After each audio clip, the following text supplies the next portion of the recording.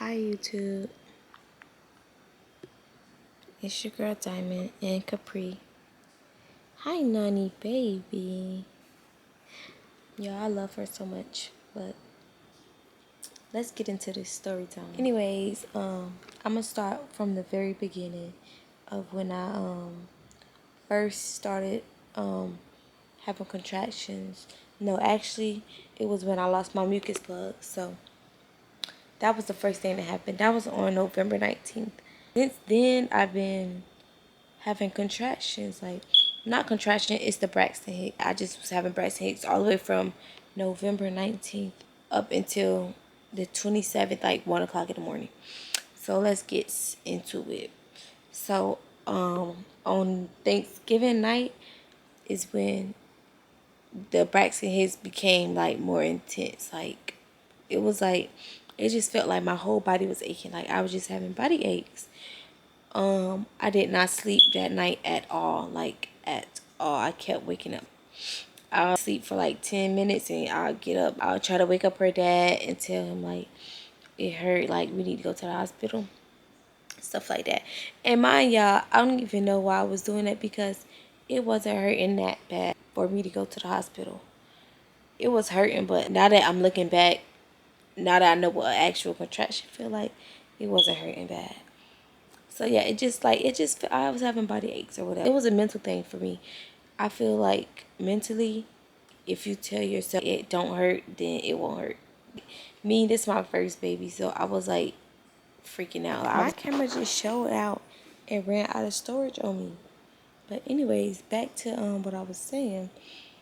It's a mental game. Like if you think about it, like it's all mental. But anyways, so her dad wouldn't wake up, so I was just up, basically, just trying to like push through the pain. So the next day come, it was my brother's football game, and it was the playoff game, so it was it was like so good, it was a good game. I was jumping, streaming, clapping, doing the most at the game. I was like doing it on purpose though. I was trying to make her come. Like I was trying to boost the labor. Like I was trying to boost the process.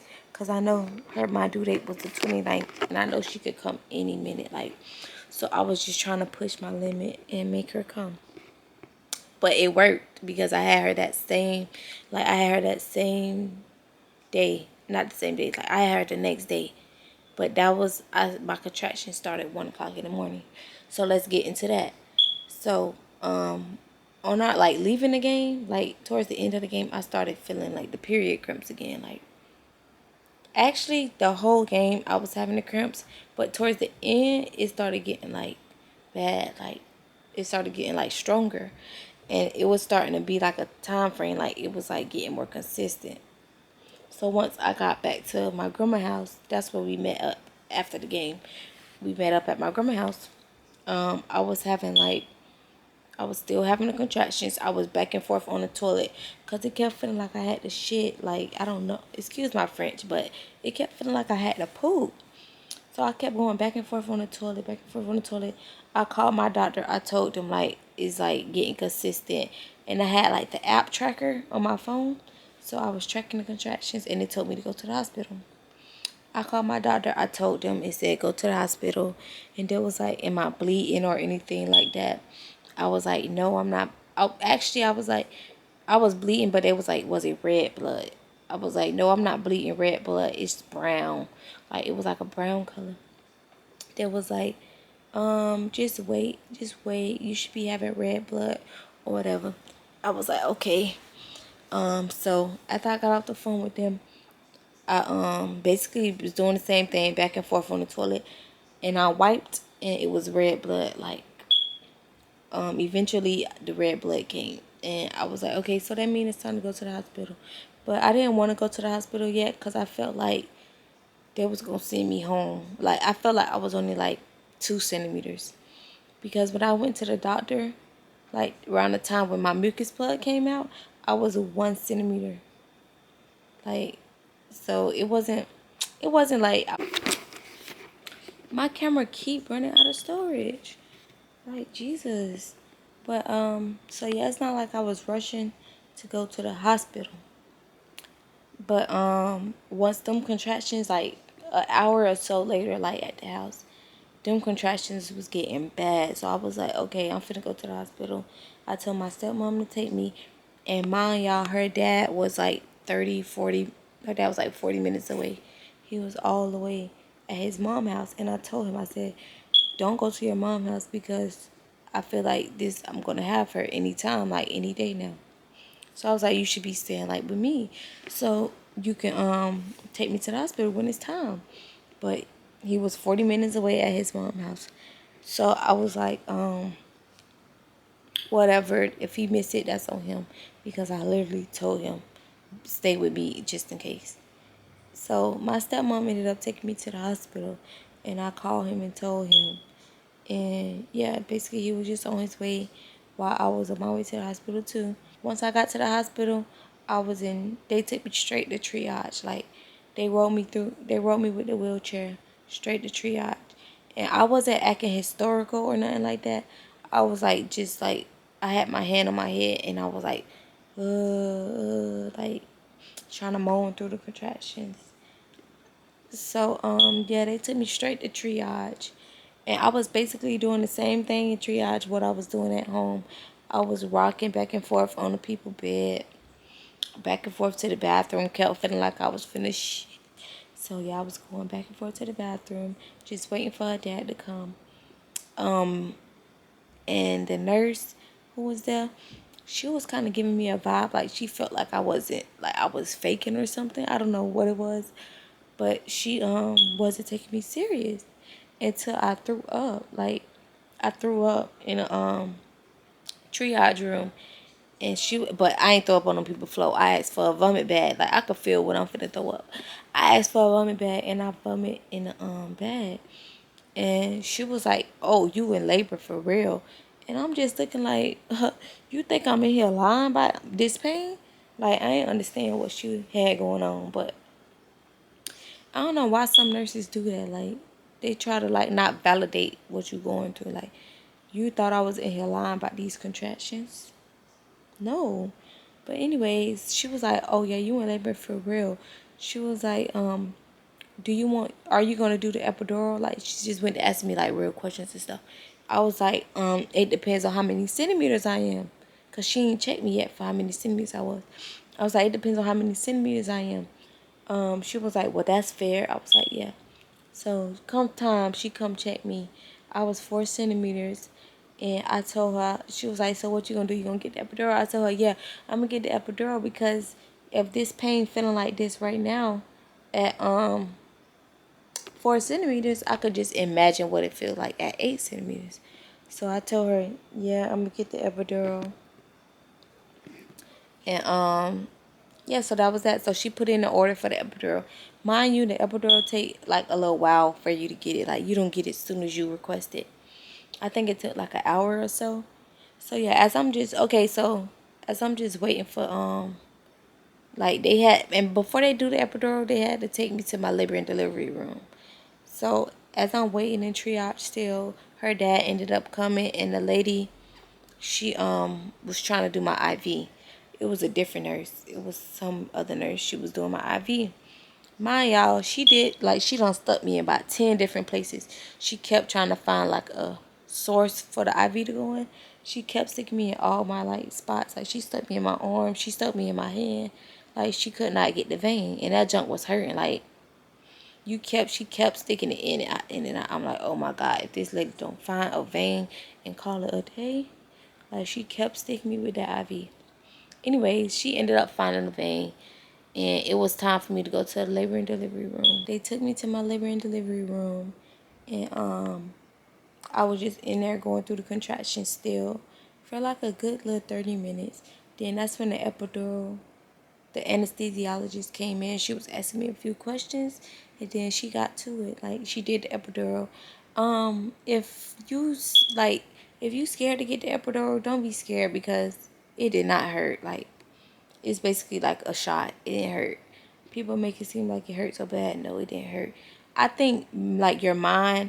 I think my mind was focused on the contraction so much that I didn't feel it. Like, I didn't feel the epidural needle. But yeah, it didn't hurt that bad. It just felt like a regular shot. So I would say get the epidural if you want. Like if you scared for the contractions, get the epidural. But yeah. So they got the epidural in, and as soon as they got the epidural in, the doctor came in and she checked me again. I was 6 centimeters, y'all. I was 6 centimeters, and like just from I was just 4 centimeters. It was so crazy. Like I was just 4 centimeters, and like an hour later, I was 6 centimeters, and I kept progressing like that. Like I know some people who will be 4 centimeters for like a long time, but I was progressing pretty good. After that, I just went to sleep. Like after they checked me and I was 6 centimeters, I just went to sleep, and I ended up waking up again. And like mind you, at this time my water still haven't broke. So when I woke up, the doctor checked me again. I was 8 centimeters, and she broke my water because it haven't broke yet. Like she put a tool up there and she broke it herself. So she broke my water. I was 8 centimeters, and I don't know what time this was. Probably like around 5 o'clock, and I went to the hospital like around 2 o'clock. So yeah, it was like I don't know the time frames, but that was like a rounded time frame, like that was like about around those times. And I had her at 8:20 in the morning. So after I was 8 centimeters, I just relaxed for a little bit again. They came in and checked me again. I was 10 centimeters. I was ready to push. So I just got right to it. Go watch my labor and delivery vlog if you want to see it. I pushed like 4 times and she was out. She came right out.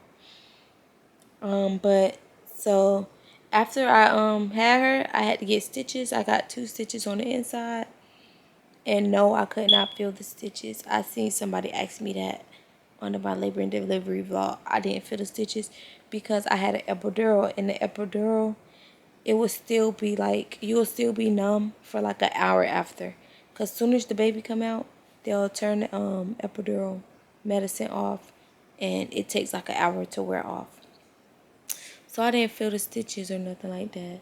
But after that epidural wore off, y'all, my butt was hurting so freaking bad. Like, bruh, I don't know what it was. I think I strained myself too bad.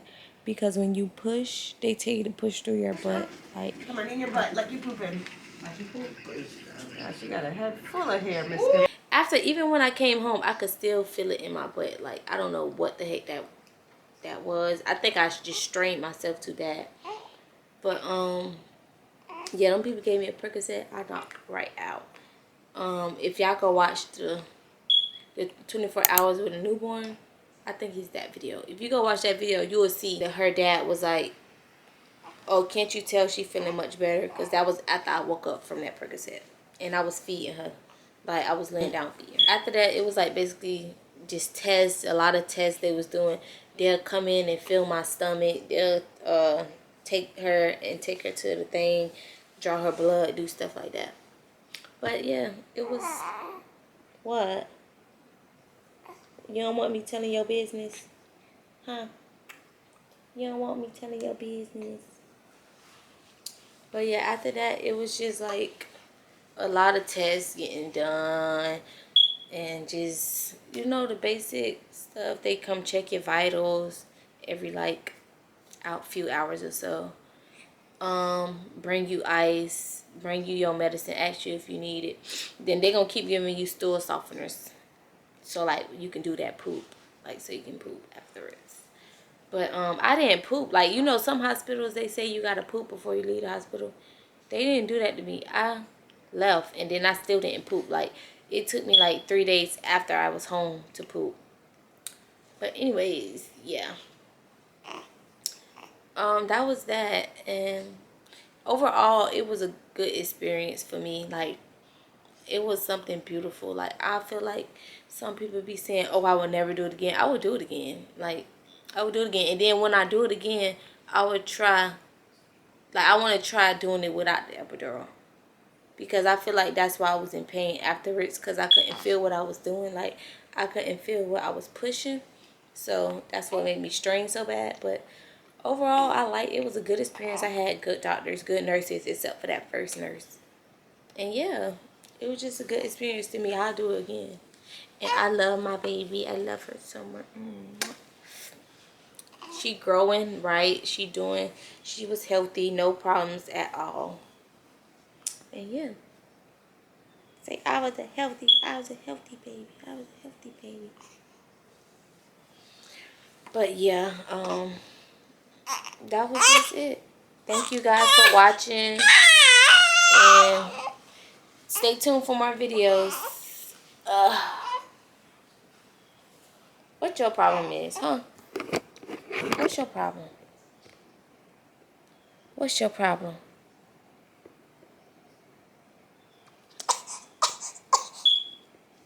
Oh, mommy, nanny, baby. Yeah, you on camera. Don't try to hide. Turn your head back. But yeah, that was it, guys. Stay tuned for more videos. Peace.